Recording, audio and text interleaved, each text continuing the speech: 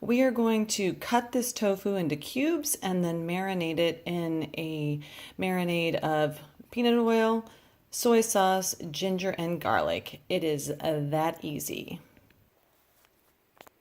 First off, you're going to cut into your tofu pack. I've got two edges open. Tofu is always refrigerated in water, so we're going to drain off that water. Bring it back to our cutting board, open it up, plop it out, and cube it up.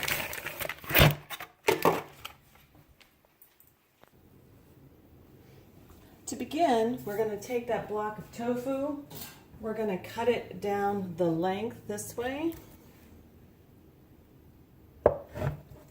in half, in half, half again, and just continue until you have cubes. You're going to need a clean tea towel to absorb that water. The reason we take the water out is because if it's full of water, it will not absorb our marinade. There used to be recipes that said, hey, you need to put something heavy and press down on the tofu. I've found that using a tea towel and just gently pressing is enough. So I've got that towel. This is one of the tubs from tofu.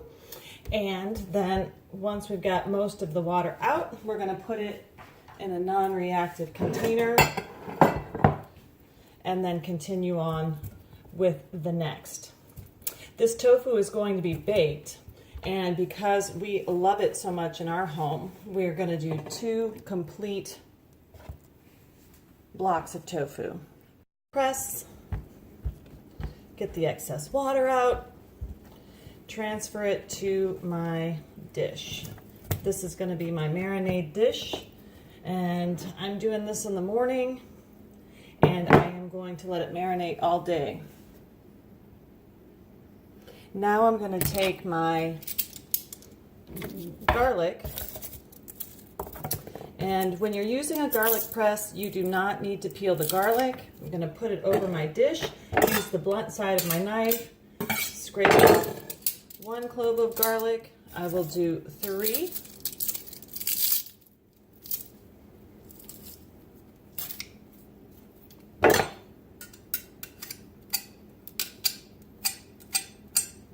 What remains behind in your garlic press is just the skin.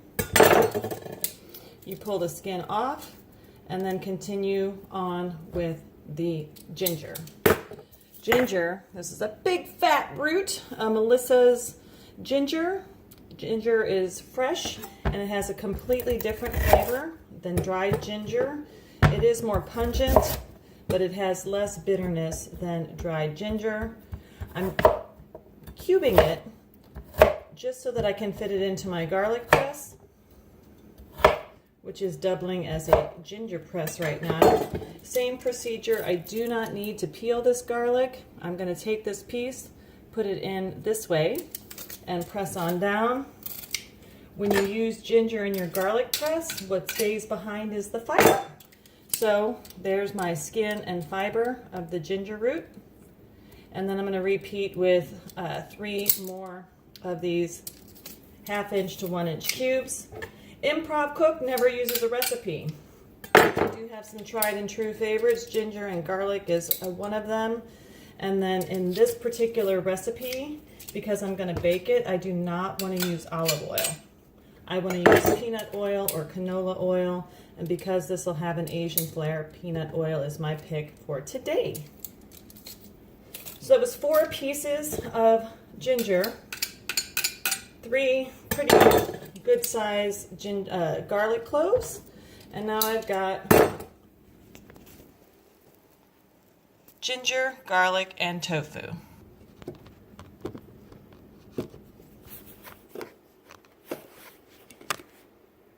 Up next, I'm going to do the marinade, and so I'm going to do 2 tablespoons of reduced sodium soy sauce.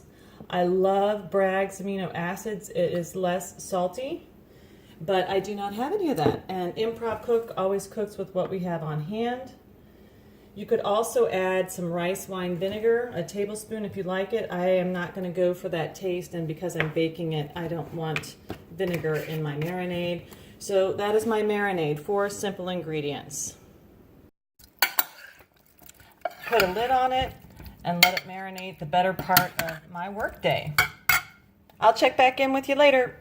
Fish has been marinating with the ginger and garlic. This is going to be one of those satisfying videos, watching the tofu rubble around. So now what we're going to do is take this tofu, dump it out onto a baking sheet. Just jostle it. You want some more space between here, so I'll space those out. And then I'll give you one more shot before I hit it in the oven at 375. Could I have fit all this tofu in one baking sheet? I absolutely could have. But do I want to? No, I do not. And you know why not? Because when you have food that has moisture in it and you crowd it together on a baking tray, it just gets mushy. If you want a roasted veggie, if you want baked tofu that's actually going to firm up and have some crisp edge, you have got to have space between these tofu cubes. As the first, this one was placed higher in the oven. So the first tray I turned was lower, closer to the flame at the bottom, and this one was higher up. So now I'm going to switch those trays, and this one will get crisper. The other thing you could do is add a little bit more oil or bump the temperature up to 400. So I'm going to keep my temp at 375, and then I'm going to put this tray on the lower rack in the oven. It's just below the midway mark.